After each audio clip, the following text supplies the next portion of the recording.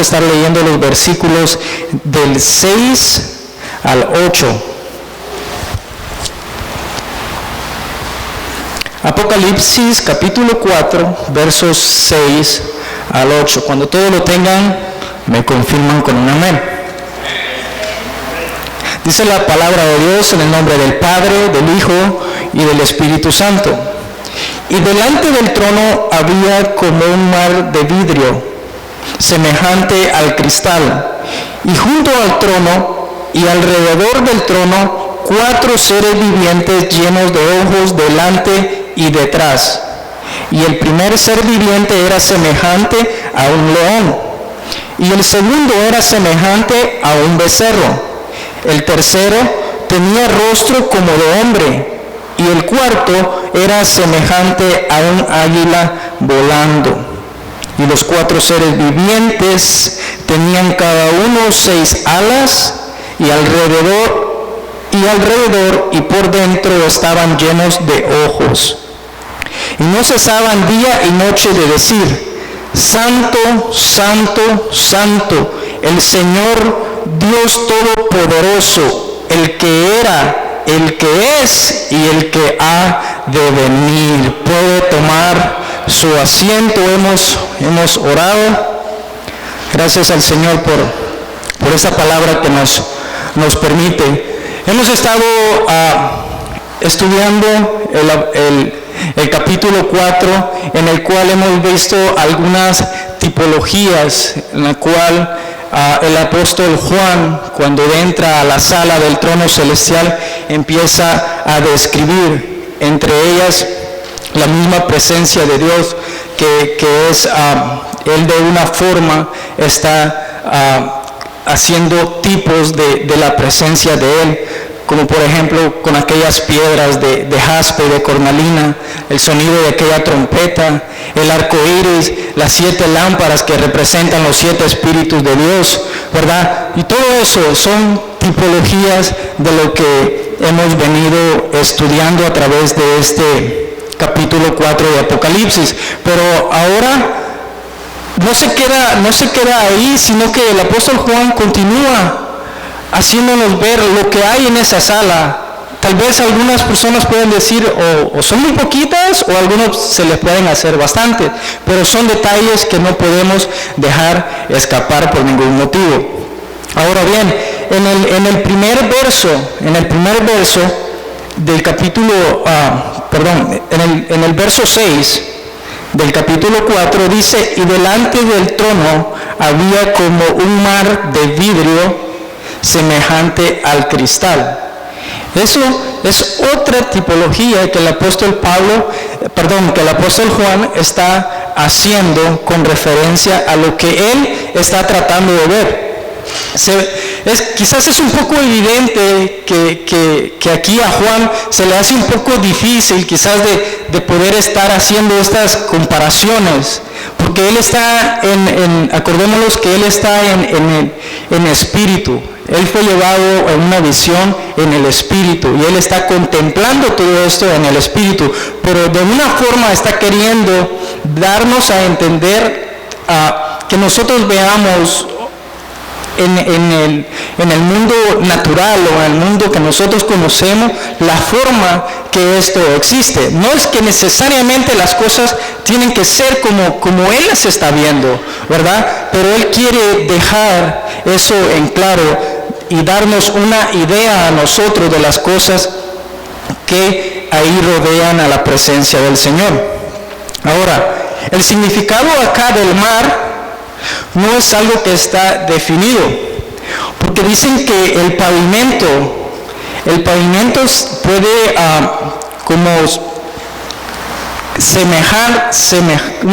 puede ser una semejanza de lo que es como el agua o el vidrio, digamos. Entonces también puede ser que haya sido como un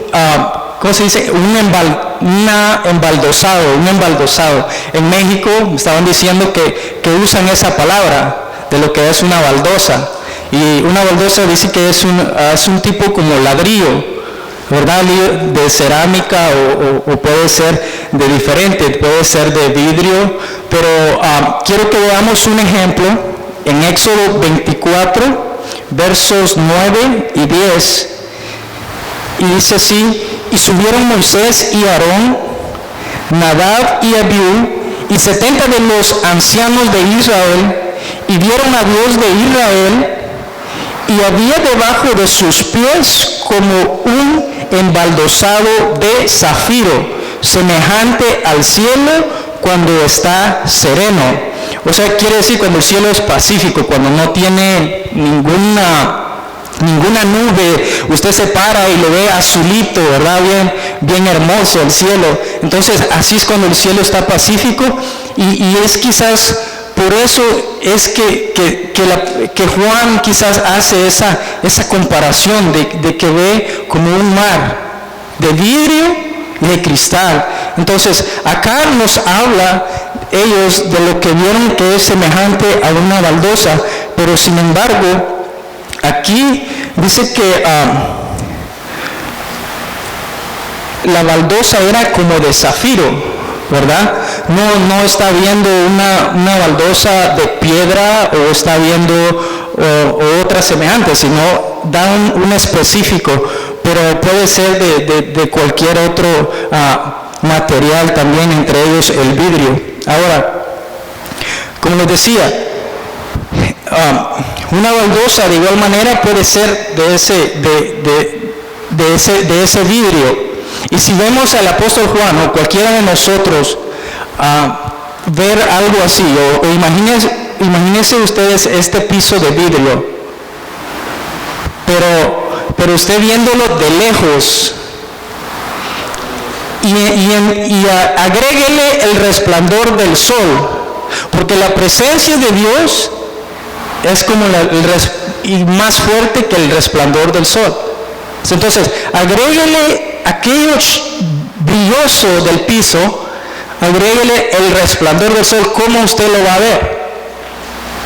Si es que lo puede alcanzar a ver, porque su vista, nosotros a veces se nos debilita al ver un resplandor. Al ver el resplandor del agua, nuestra vista se nos debilita sencillamente. Pero el apóstol Juan está viendo esa visión y trata de comparar, de hacer una similitud entre lo que él está viendo de ese mar de vidrio. Esto me trae un poco a la memoria lo que la fuente de bronce que estaba en el tabernáculo. En el tabernáculo estaba la fuente de bronce, o el lavacro, que muchos lo conocen así también, donde los sacerdotes pasaban y ellos tenían que limpiarse o lavarse antes de poder entrar a la tienda, ¿verdad? Entonces, eso para ellos tipificaba o simbolizaba de una manera limpieza, ¿verdad? Entonces, ahora, nadie puede entrar quizás a la presencia de Dios sin estar limpios, ¿verdad? Nadie puede entrar a esa presencia de Dios sin que nosotros nos limpiemos. En ese lugar, el mar tipifica lo mismo. Puede tipificar lo que es la transparencia y lo que es puro, la pureza, ¿verdad? Ahora, no se menciona, si vemos en el verso, no se menciona agua. Allá en la fuente sí había agua donde ellos se limpiaban con agua, pero aquí no se menciona agua. La razón es porque la limpieza se ha realizado anteriormente, con anterioridad. ¿En qué sentido o cómo? ¿Qué es lo que nos purifica a cada uno de nosotros? La sangre de Cristo Jesús. Esa es la que viene a limpiarnos a nosotros. Porque si nosotros lo lavamos con agua, con lejía, con lo que quiera lavarse, pero el pecado no se va a quitar, ¿verdad? Mas sin embargo, la sangre de Cristo Jesús es la que nos limpia, nos purifica delante del trono de Dios, ¿verdad? Esa sangre derramada en la cruz del Calvario es el que tiene el valor acá, y es por eso que no se menciona el agua. Ahora, continúa la revelación que Dios le da y ve junto al trono y alrededor del trono, dice, 4 seres vivientes, llenos de ojos delante y detrás. Estos seres vivientes que se mencionan aquí también son un poco semejantes a los que Ezequiel ve cuando él se encuentra en el río Quebar, allá en Ezequiel capítulo 1, versículo 1.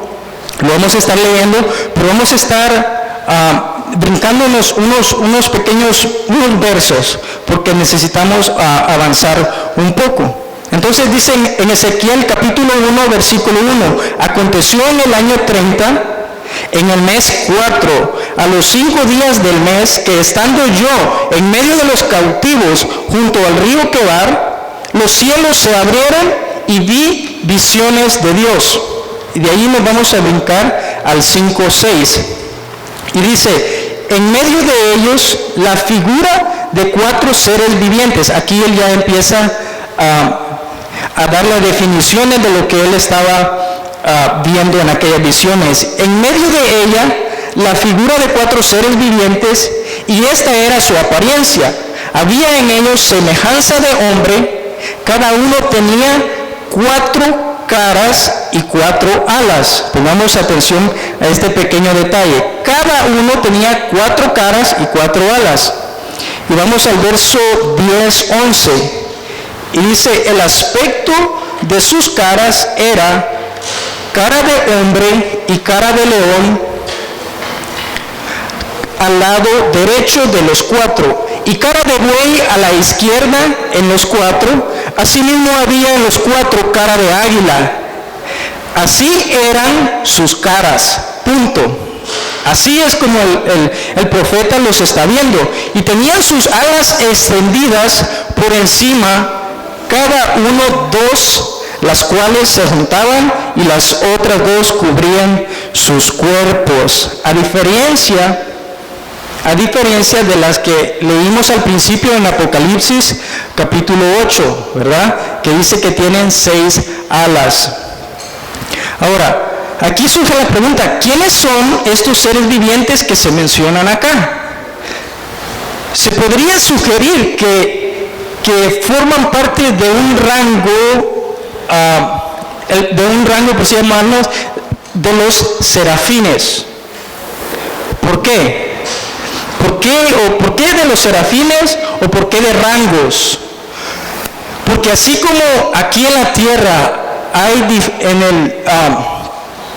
diferentes rangos en el ejército, ¿verdad? También Dios en el ejército celestial se puede decir que hay diferentes rangos, en los cuales vamos a estar viendo 4 que son los conocidos. Se mencionan a los ángeles, número 1, y ellos son los acompañantes y son los más próximos a la humanidad, los que se ocupan de los asuntos nuestros. Y el salmista en el capítulo 34, versículo 7 dice, el ángel de Jehová acampa alrededor de los que le temen y los defiende. Muchos de nosotros nos podemos ese versículo, ¿verdad? Y es bien hermoso. Es hermoso saber que el ángel de Jehová acampa alrededor nuestro y nos defiende. Entonces, todo eso contesta quizás algunas preguntas de por qué a los hijos de Dios, cuando tienen accidentes fuertes, no les pasa nada. Los carros quedan destruidos, pero ellos quedan intactos. ¿Por qué? Porque la misma presencia de Dios, el mismo ángel de Dios está ahí cuidando y guardando de su Hijo, porque la palabra de Dios tiene poder y es real. Y nosotros como hijos de Dios debemos de creer todo eso. Cada vez que nosotros salimos, de nuestras casas, ¿verdad? Tenemos que creer que el ángel de Jehová está a nuestro alrededor para defendernos. Ahora bien, se menciona a los querubines. Es incierto este término, que si este término podría indicar una posición más elevada se puede decir por lo que ellos desempeñan, pero no es que tal vez tengan una posición mucho más elevada que los demás. Ahora bien, los querubines se mencionan en Génesis capítulo 3, verso 24. ¿Se recuerdan ustedes que Dios, cuando sacó al hombre del huerto del Edén, Él puso a sus querubines con una espada, guardando el árbol de la vida? Entonces, ahí es donde se menciona este término de querubín. También en Ezequiel capítulo 10 y versículo 15, y dice así: y se levantaron los querubines, este es el que vi en el río Quebar, que es de lo que leímos en el capítulo 1 de Ezequiel, ¿verdad? Ahora, se menciona también los arcángeles. En la epístola de Judas, capítulo 1 y verso 9 dice: pero cuando el arcángel Miguel contendía con el diablo, disputando con él por el cuerpo de Moisés, no se atrevió a proferir juicio de maldición contra él, sino que dijo: el Señor te reprenda. Entonces eso quiere decir que ellos no tienen la autoridad de decretar un juicio. ¿Por qué? Porque el único que puede decretar un juicio es el Señor, y nadie más, ni nosotros ni los ángeles tienen esa autoridad. Ahora bien, se menciona también a los serafines. Esta palabra significa los que arden, y se menciona solo en el capítulo 6, versículo 6 de Isaías. Son vistos por el profeta parados por encima del trono de Dios, cada uno con 6 alas, y están ocupados en alabar a Dios, dando voces el uno al otro, diciendo: Santo, Santo, Santo, Jehová de los ejércitos, toda la tierra está llena de tu gloria. Amén. Ahora, en todo esto, los ángeles son solamente mensajeros, porque en sí el término ángeles significa mensajero de Dios. Ahora, ellos son solamente ejecutadores de la voluntad de Dios y se ocupan de cumplir aquello que Dios le ha mandado a hacer, sin preguntar por qué, por dónde, o por qué a él y por qué no a él. Ellos solo hacen la voluntad de Dios. Ahora bien, el apóstol Juan vio a estos seres con diferentes rostros. En el versículo 7 dice: el primer ser viviente era semejante a un león.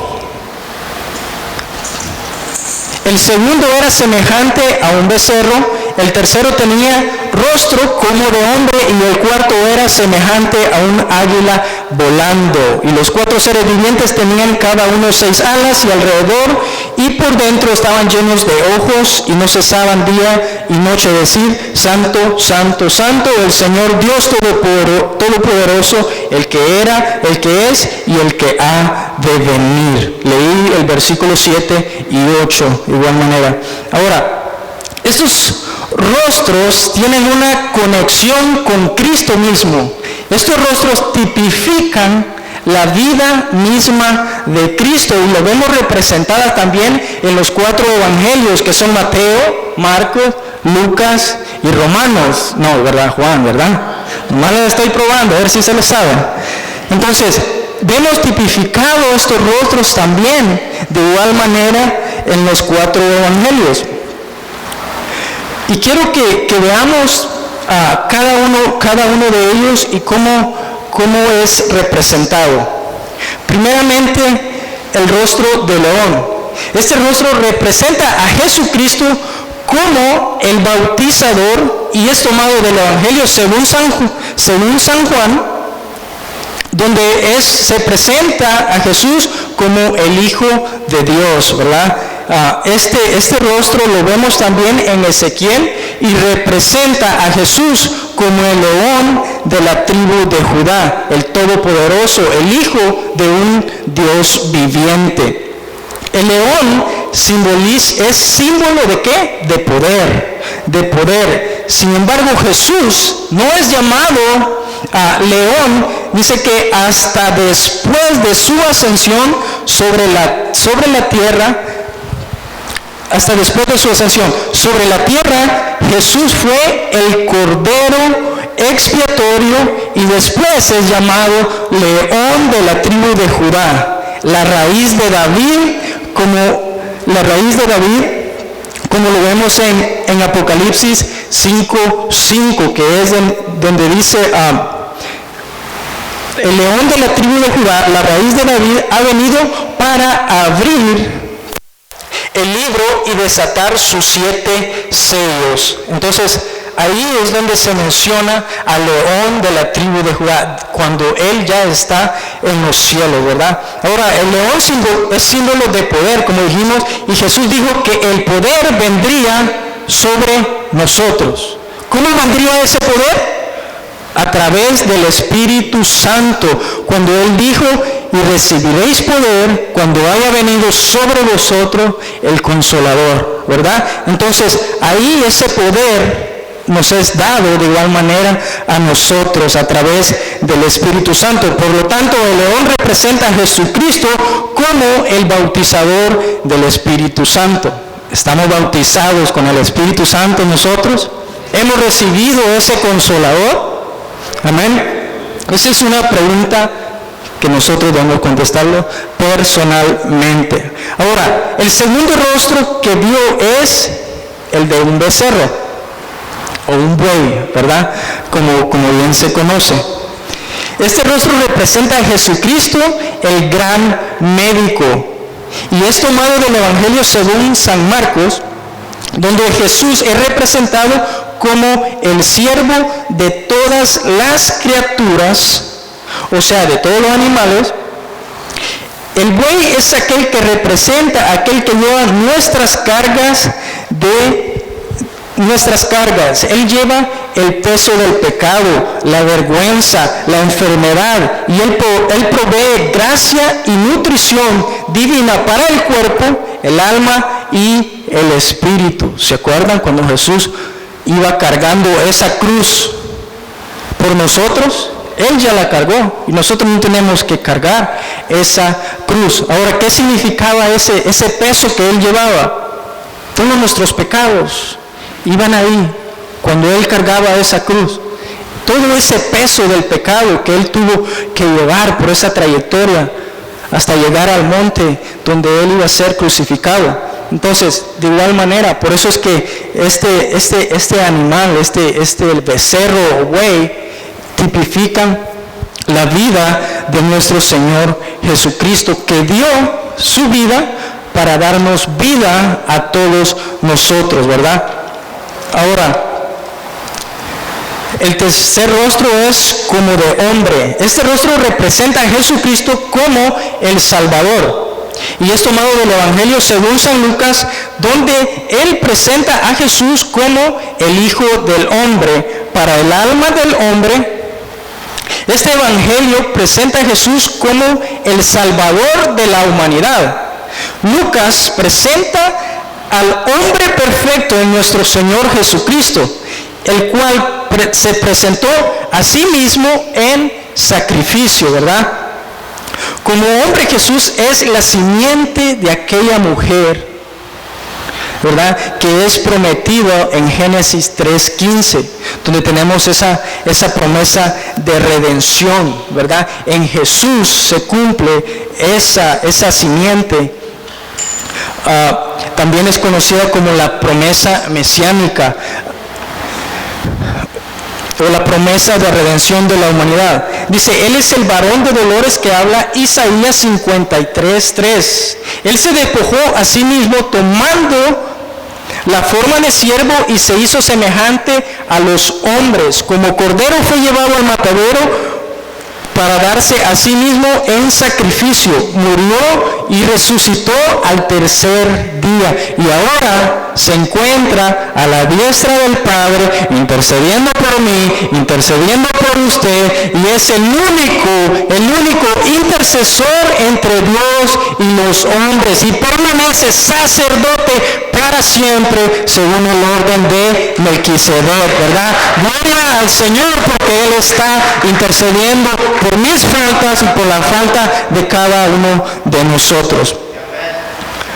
Ahora bien, el cuarto rostro que observó el apóstol es el rostro de águila.